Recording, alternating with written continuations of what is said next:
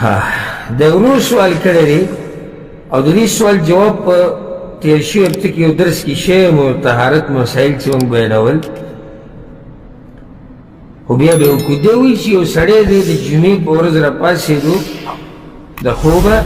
او دی د جنابت په حالات کې دی او د جمعې ورځ هم ده نو په ده باندې دوه غسلونه دي یعنی یو لامبل د باندې د جنابت کلاسې دي نو بل لامبل د څه دي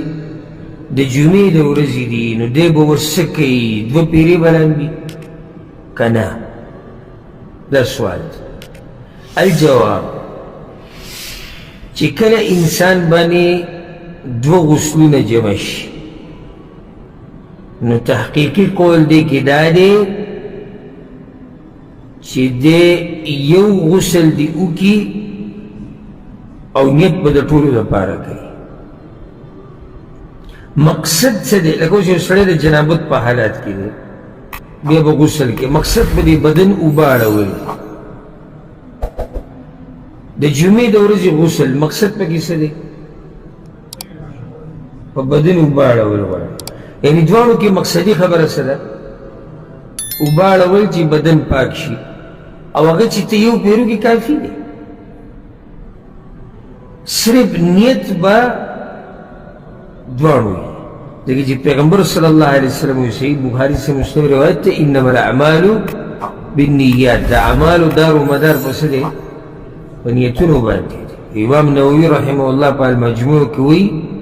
ولو نوى بغسله غسل الجنابه والجمعه حصل جميعا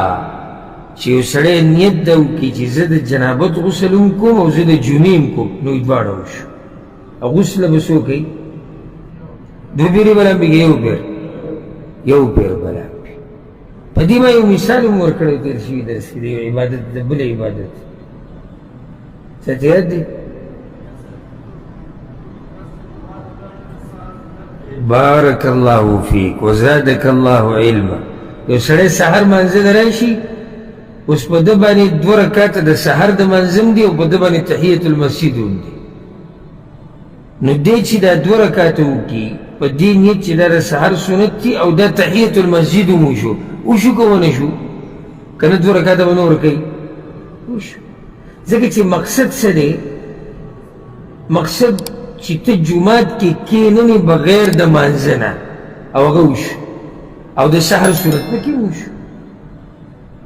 نو دلته مقصد طهارت حاصلول دي په بدن اوبه اړول دي هغه حاصلیږي